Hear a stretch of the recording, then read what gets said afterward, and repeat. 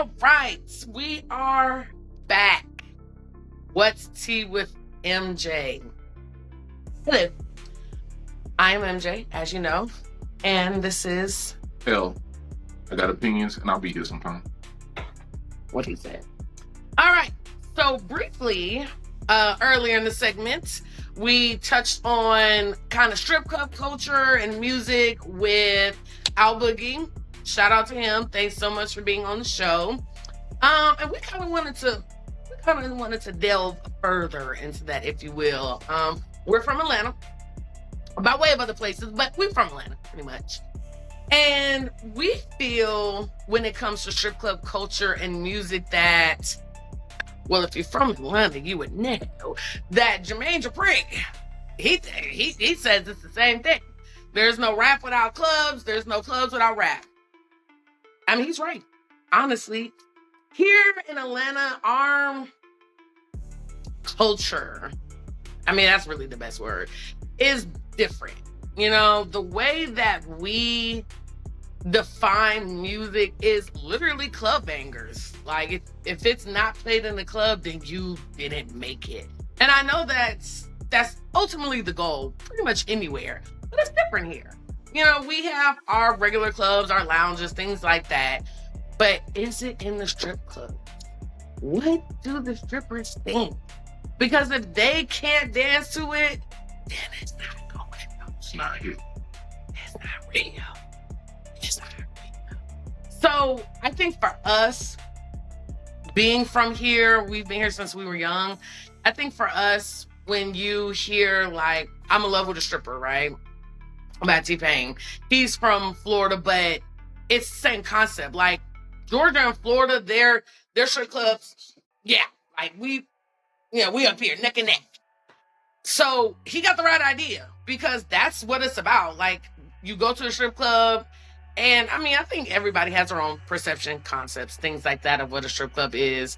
But when you really get into the logistics, it's a place of social community. It's a place of giving back. It's a place of support. So, and you know, I know sometimes like in the movies where the corporate guys go to like a strip club to have business, but that's real. Like you go there for lunch, you go there for dinner, you go there to chit chat. Like it's a thing. So if the music is not translated into these places that we spend holidays at, you know, strip clubs do Christmas, they do Thanksgiving, some are open almost 24 hours, then it's like, how can that be a thing? And if I may interject a point that's particular to Atlanta, I forget who said it. It was somebody prominent. Might have been Killer Mike. It might have been Mayor Andre Dickens. It might have been both. But the point that they made is that at least in the Atlanta strip club scene, you don't know who you sit next to. You might be next to a ball player, rapper, athlete, politician, business owner, whomever, and even a 9-to-5 guy. And other than the throwing money aspect, they're all on equal keel. You know, yes, it's an equitable environment. And for what it's worth, all of those different types of men might be dating one of the strippers that they're from. Because somebody's paying somebody's rent. Because it's integral to the culture here, not just within the music, although that's going to be our focus here. It's integral to the culture of Atlanta and perhaps throughout the South. But I think we should open up with discussing our individual experiences with the strip club culture in Atlanta. So, ladies first. I would love to. This is what I do. That's really all I got. No. I'm a big strip club. I have a friend. I call him the strip club connoisseur because he's been to probably everyone in Georgia. And then like even some states outside of this.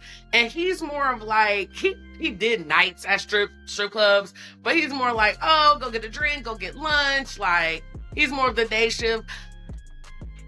Okay, when I go, I'm trying to turn on. Like I'm trying to see what's shaking. And what am I paying attention to? The music. So when I go to a strip club, how I evaluate I'll say one that I haven't been to. I haven't been to Magic City yet. I know. I'm sorry. I'm from Atlanta. I know. Need to hear about for what it's worth. We're from Atlanta. I know. We're sorry. Chill on that. Please. But I would imagine the music is amazing because you hear it in every 50 Million rap songs. I would imagine the food is good because you hear people talk about it on TV or other celebrities that go. I would imagine that the atmosphere is lit because of what you see on Instagram. Now, I can talk about some place that I have been. Where have I been that I didn't really care for? Start with your first experience in the strip club. What's the first? What's that? Is that Pinups? What's that Pinups? Oh my God. I've been going so long, y'all. I don't know. I think it was Pinups. Because that's my favorite strip club, by the way. I think my first time was at Pinups, and it's amazing. It was amazing. Let me tell you how. Okay, so like I said with Magic City, when I went to Pinups, I didn't really know what to expect, but I mean, I guess like what I saw on TV, I guess, and that's what I got. Okay, they were in there hanging from the ceiling. They was doing splits on the stairs. Okay, money was all just coming from the ceiling. Okay, money on the floor. It was amazing. It was amazing. And at that moment, I knew how to do it again. That was, man, I don't know. I had to have been like 23 or something like that. So that was my first experience on the strip club. And not everybody, I'm not going to say that. If you're not from Atlanta, it gets downplayed because it's like, but like, shut up. You know what I'm saying? You don't know. Like, you don't know why these girls are doing it. Like, pole fitness is a thing. Like, it's not just prostituting in VIP or whatever people think it is. So it's more to it. It's a thing. It's just so hard to explain if you're not, I would say from Atlanta, but if you're not from the South, and if you are from the South, but you're from like the South, like your daddy's a pastor kind of thing, then you should still go anyway. Fair. Absolutely fair. And my first experience at the strip club was also Pinup. It was with my 26th birthday. Don't judge me. I'm a late bloomer. Okay. It was my 26th birthday. After a house party, we just decided to go to Pinup. And I had a great time. Mind you, I'm an awkward man now at 35, pushing 36 years old. So this was about a decade ago. And when I tell you, my eyes were just, so I was like, oh my goodness. And I fell in love with a stripper. T-Pain was right. He was right. He told you what to look out for. He did. They ain't take the message. I was awkward. It didn't matter. You're right. I was eyeing her the whole night, and my homeboy paid for it. Then he went up to her, hey, my partner want to dance for me. When I tell you I did not want her to leave. But that money ran out. You was gonna put all your first job money to her. I got some 25 for you, baby. That money ran out. I was sad. I shed a tear. I am screaming. You need to find her Instagram. I don't even know if she's still dancing. I could do that. No, but I'm saying, but just in general. I don't remember her name. No. But I do remember thinking, I could get a second wife, right? No. I mean, you can, but you can't afford her. Could not. I'm glad the fantasy passed when that evening closed. Yeah. But yeah, I had a great time. And I for what it's worth, I haven't been to a gang of them. Like in the Atlanta Metro, there's strip clubs all throughout. Mm-hmm. I've been to a couple. I've been to Pinups. I've been to the Flame. That's the Blue Flame on the west side, for those that don't know. Mm-hmm. I've been to what's the spot on the south side? King of Diamonds. Oh, okay. Fantastic. And there's many more to go to. But to the point previously, it's embedded in the culture, it's embedded in the music.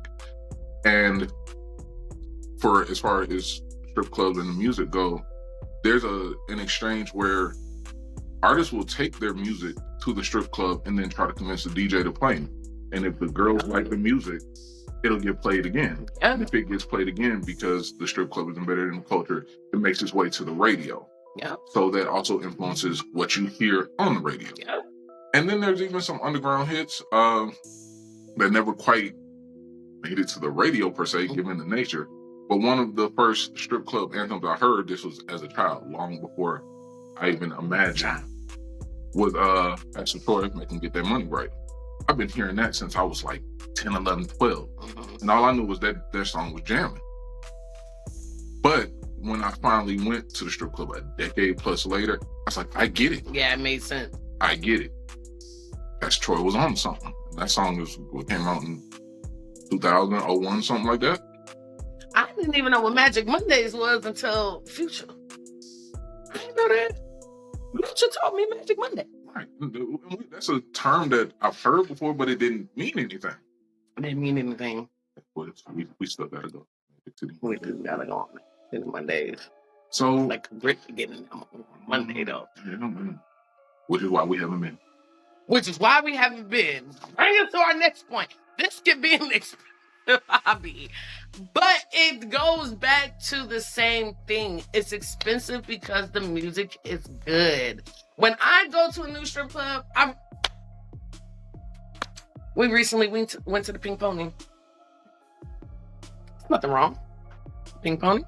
But do you want to know the first thing I said to him when we got out of there? I said that music was awful. Garbage. That music was bad.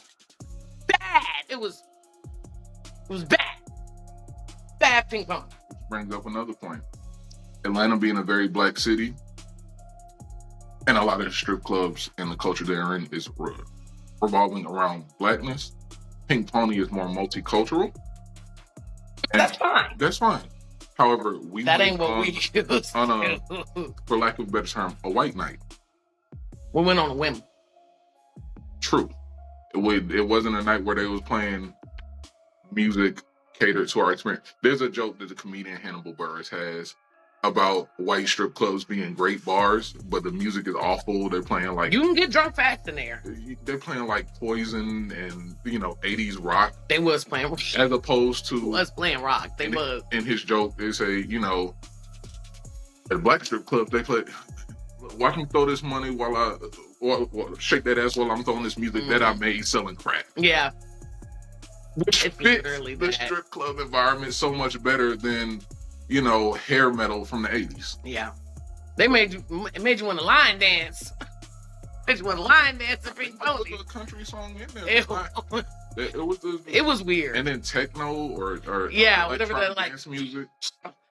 Like this, it doesn't so really weird, fit the bro. aesthetic. And even the patrons therein, there's a lot of, no disrespect to them, older creepy guys. They was walking up on the stage. Wish you would walk up on the stage at pin-ups. They might kick you with a heel. And they would just, they made it be known that to the dancer, hey, I'm giving you this money, as opposed to in a black strip club, it's more, you throw them, like if you interact with her, you interact with her. Yeah. But it doesn't have to be, hey, you see me giving you money. Mm-hmm. Like Myron from Players Club. Mm-hmm. Old movie, she don't do that. Yeah, I'm disagreeing. But if you know that scene where Myron was looking at Diamond really crazy, that's what it felt like at Pink Pony on the night we went. Yes. On the whim. Yes. We're gonna call it the whim. On the whim. On the whim. Yeah. So there's a different kind of environment given what kind of strip club, what kind of dancers, what kind of patrons you have. So like some music that we call club music would be played in Pink Pony, but that's a thing. So it's all based on the music. Like, let's say Lil Baby was still coming out and he was trying to get his tapes played somewhere. He wasn't gonna take it to Pink Pony. He wasn't gonna take it there. But Eminem might. Like it's a thing. The music where you go impacts the clubs. Like Jermaine Dupri is serious. Like, and he's all-time greatest producer to ever do it. Like it's a thing. And I'm sure he literally feels like if you were trying to get signed to him If I was trying to get signed to him, I'm sure he'd be like, "Can I take this to Magic City?" Right. You know what I'm saying? Like, that's a thing. That's literally how we rate how good your music is. You could be just some Joe off the street, but if it could be played in a club, you gonna make it. You at least gonna get some spins. It's gonna take you at least gonna get there. And you might even, for as far as music goes, it's a networking space because the music executive's gonna be there, A&R gonna be there, a VP, a CEO of whatever label, whether it be a local joker type of environment, or the president of Universal Republic, whomever. You never know who you're gonna run into at the strip club. That's very true. And some people, to his point, when it comes to big names, they go to strip clubs just to think regular clothes, regular car. Like we said earlier, you don't know who that man is. Universal Records or whatever. Sitting there, seeing what they playing, talking to people. Because that's where it starts. It's really always been like that, but it's kind of the new version of, hey, I'm selling CDs out of my trunk. Mm-hmm.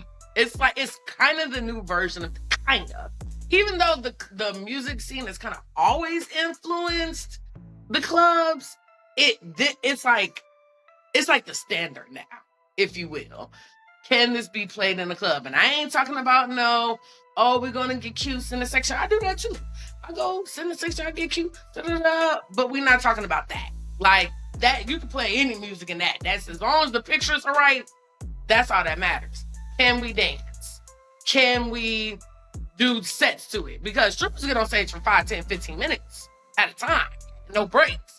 So can this keep me going? Can this, can this bring guys to me? Can I go out and dance on guys or girls or whatever? So it's really a foundational point. And I hate that Albuquerque has a bit too many strip clubs. I hope he takes me up on my Atlanta offer because you gotta have that experience. You got to. Just one time. And, just one time. And I don't know if we touched on it. We may have touched on it. How down here the strip club is a thing. It's just a thing. Whereas in other places up north, out west, it's kind of a seedy environment. It's kind of seen as a slippery slope into sex work. However you feel about sex work, we don't judge that here. But however you feel about it, so it's kind of frowned upon. So down upon. If you say you're going to the strip club with the guys out in, say, LA, it's like you're a nasty man. Yeah. Your wife might be like, what you talking about? What you saying? Whereas here, if you say you go to the strip club, your wife be like, can I come too? For real. Like, dang, I'm going here what I mean. It's considered a little bit more wholesome. Two of my best friends, they date, and that's all they do is go to the strip club. That's their date. They go to the strip club. Text her, what you doing at the club? That's the thing. It's like, it's literally what you do with your partner. Like, I've been a couple with some former partners. Like, it's what you do. And we're also just not jealous. Yeah, like, the girl is just doing her job. That's how we literally look at it as a job out here. Like, the girl is just doing her job. And because it's not such a seedy one, the men more or less recognize she's doing her job. She does not want you. Yeah. I want to make that clear to every man that goes to strip club anywhere. What he said. The stripper does not want the dancer. She does not want you. She is not trying to take you. She is selling you a dream. As long as you recognize that it's a dream and you wake up, you will be fine. He's speaking from experience, by the way. Chill. Oh. I knew she didn't want me. That doesn't mean I didn't enjoy the dream. That's fair. So, as long as you recognize that she is just doing her job, you will be fine. Everything will be fine. Everybody needs to know that. The wife, the husband, just everybody. You know what I'm saying? I think if everybody just looked at this like a business, like I mentioned earlier with Al Boogie, like having a record label, business, Walmart, business, McDonald's, business, strip club, business. Like, it's all business. They are independent contractors. Pay them well when you go. They gotta file taxes too. They sure do. They file the same taxes we do. They sure do. What's the difference? And they're not dumb. They're not, some of these babies got degrees on degrees, money on money. This is one of their hustles. It's just something to, it might just be extra money. They don't dance 4-5 nights a week. They dance one night to, pad their income a little bit. Or on occasion. Last time we went to KOD, I met a dancer, a young lady, I forget her. I think it was Golden. She's from Tampa. Shout out to you, Golden. We had a good conversation. But yeah, she dances throughout. She travels wherever the opportunity is. That's right. And just based on the conversation, how she carries herself, how she takes care of herself, she's making good money because she's working. I don't know what other work she does. Doesn't matter. But she's working. Everybody calm down. Strip clubs is just a job. That's it. You can unclutch your pearls. Literally. It's okay. And if you live somewhere weird like Wyoming, come to Atlanta, baby. We'll show you a good time. You will. Not me. I'm still weird and awkward. I'll show you a good time. She'll show you a good time. I'll show you a good time. Like, we'll show you what's up. A friend from Tennessee, strip club's weird out there. She asked me if there was going to be popcorn there. I almost turned my neck 360. What is you saying to me? Weird. That's weird. The movies? I mean, it's a show, but it ain't a movie. One of them. It's weird. You know what I'm saying? And I even feel like, and different places do different things. Obviously, it fits for them. But like New Orleans, they big on male strip clubs. 10 out of 10 recommend, by the way. That's not a thing out here. Like, there would be male reviews that travel to Atlanta, or like a little pop-up one if somebody throws one, but that's not really a thing out here. So it's like, okay, you go to New Orleans, it's male strip clubs. You go to Atlanta, the women's strip or the gentlemen's clubs are lit. You go to Miami, it's something different. I ain't talking about Miami. Okay. That shit crazy out there.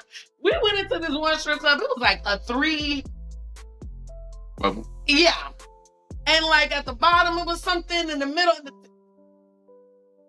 We're not doing that. That's a little too advanced for 11. We got one building and there's one thing going on in whatever building you pick. That's it. Slice and pea got shit. Depending on where you go. But we said all that to say, the music is what influences the culture. Our culture in Atlanta is music-based. Everything we do. Our food, and anything you hear from an Atlanta rapper is real.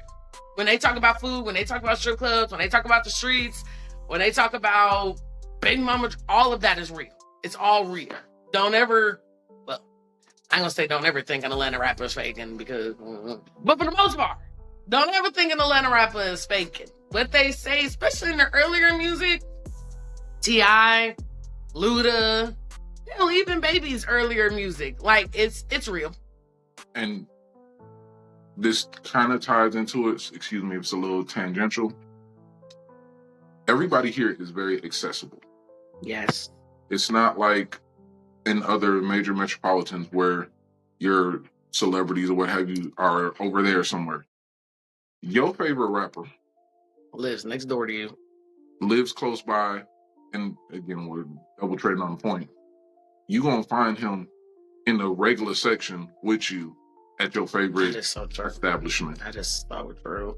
Yeah, he just going to walk in and be sitting at a regular table.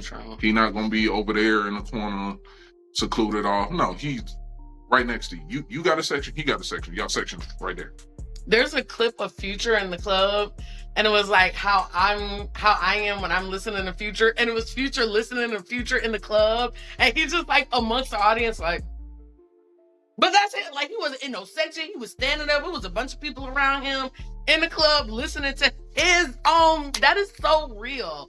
Have you seen the video Cadillac Records with Young Dro? He's in the front seat, and a woman pulls up on him because he was doing not jodeling. Not Scenic Cruise. What with the Cadillac Chronicles? Yes. Yes. Yeah, you know what I'm trying to say. And the woman pulls up and she's like, Joe, I'm cleaning this. Yeah. And it was like happening right then and there on the streets of Atlanta. It was like not planned or nothing. It was crazy, but that's real. That's very much right. You will run into your favorite celebrity, politician, whomever. You will see them outside. Which, again, translates back to the strip club. You will see them outside with you. That's true. Our strip club culture is, I don't know, it's just what we do. It's just regular. You're almost weird if you're from Atlanta, you don't go to the club. And I mean, I guess like maybe if you're, I don't know, like 50, even though you should still go to a strip club. But if you're a little older and that's not your scene, sure. But if you ain't been and you nearby, you in the surrounding southern eastern, come outside. You're gonna have a good time. DM me, comment below. What's T with MJ on IG? Hit me up. You trying to come to my city? Call me. And you can DM me too. I got nothing for you, but I can get you in contact with her. Blue Light L. It's BLUELIGHTEL. Yeah. We'll show you a good time. So we hope you enjoyed our piece on club culture, music culture, and how it ties into our lives. And maybe you have some experiences. If you do, if you're from the area, or if you don't have any experiences but still have opinions / want to get some experiences, comment down below. Comment on the post on Instagram. We'll see you soon. Have a good one.